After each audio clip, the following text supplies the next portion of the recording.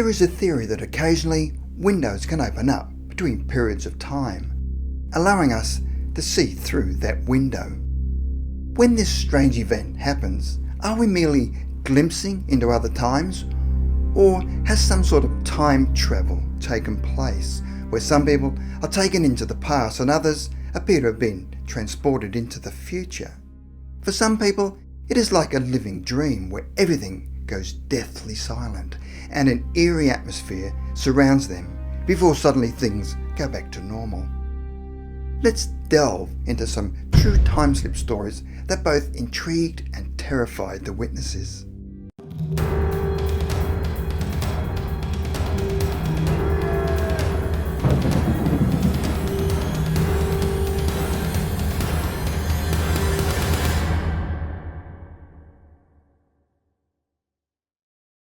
Number 4. Edna Hedges, Swindon, Wiltshire, UK. In the 1930s, Edna was cycling along an old Roman road in Ermine Road just outside of Swindon during a storm. She was on her way to visit a friend, but the storm was getting worse, so she decided to seek shelter. She then spotted a small cottage in a laneway just off the main road. She could see smoke coming out of the chimney and hoped that someone was at home. She knocked on the door, which was then opened by a tall, bearded elderly man wearing a green waistcoat, and when she asked for shelter, was invited in.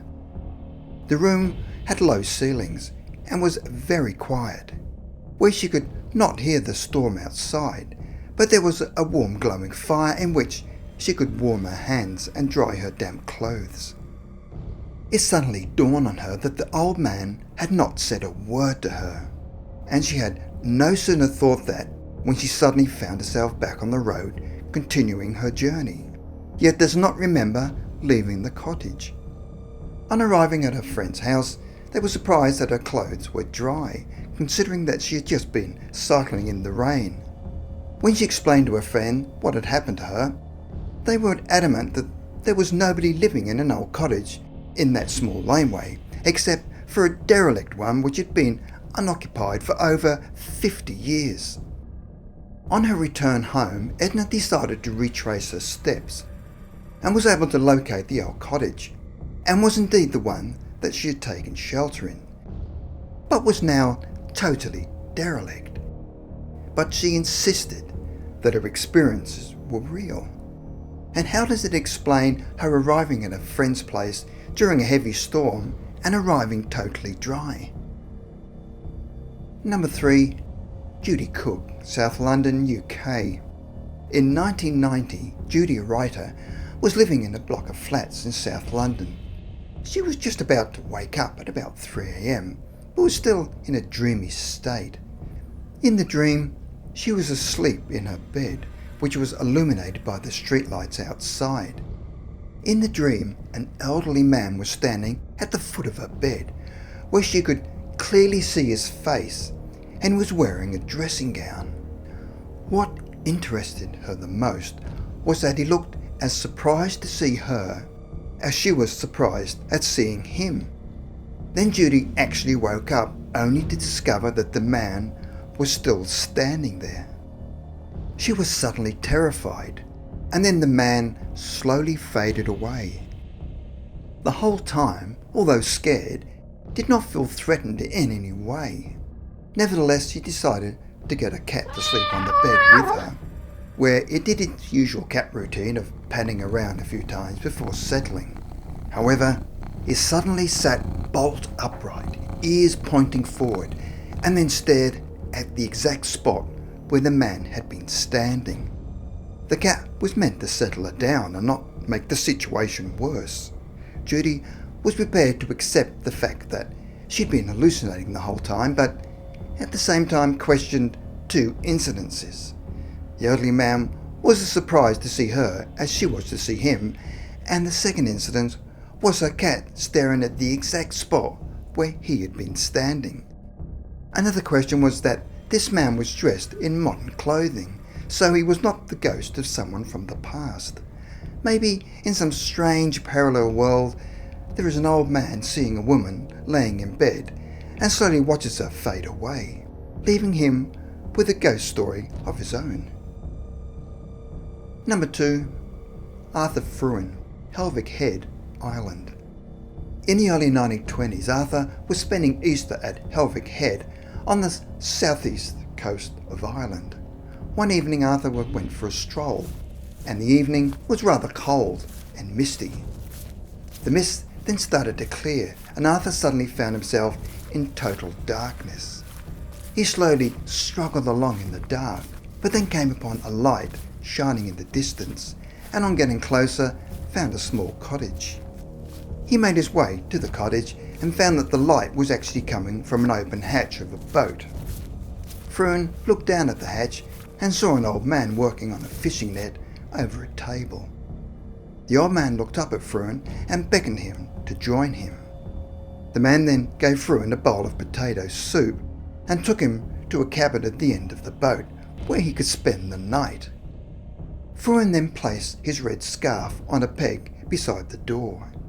He then heard the footsteps of the man walking down the passageway and had a strange urge to bolt the door to prevent the man from getting in. When the man reached his door, he started screaming at Arthur to let him in. On hearing this, Arthur was terrified and smashed through the skylight and fled the boat. He then went to seek help and returned to the boat with some men. When they arrived, all Fruin and the men could see was the wreck of the boat they had been on. However, the timber was now all slimy, old and rotten, with rats scurrying around under the table.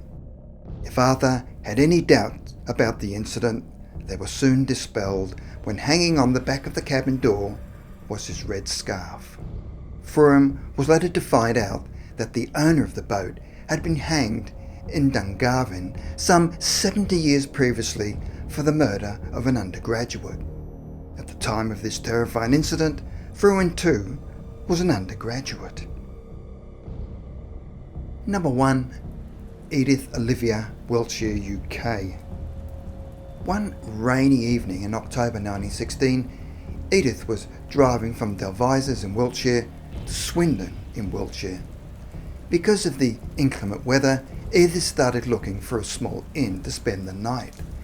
She decided to leave the main road and suddenly found herself among the grey Neolithic monuments of Avebury, which was only half an hour drive to Stonehenge in Salisbury. She decided to get out of her car to view these ancient structures. As she walked along, she could see a number of cottages that had been built amongst the monuments, and in spite of the rain, could see a village fair in progress. On reaching the fair, she observed the villagers laughing and walking along with torches, and playing at the various booths, and were applauding the various shows that were on display. Although the rain was fairly heavy, she was amused at the way the people continued to entertain themselves, ignoring the bad weather, without any protective clothing or umbrellas. She was about to join in on the festivities, but the rain worsened, and she decided to get back into her car. Edith did not visit Avebury again until 9 years later, and was perplexed to read in the guidebook that there had once been a village fair held every year, but this custom was abolished in 1850. When she approached the guide to tell him that she had attended a fair back in 1916, he claimed that this certainly did not take place. To add further confusion, she read that the avenue of megaliths that she had driven through on that rainy night had all disappeared before 1800.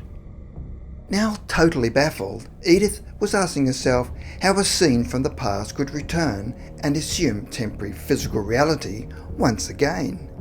Did Edith observe some sort of residual haunting?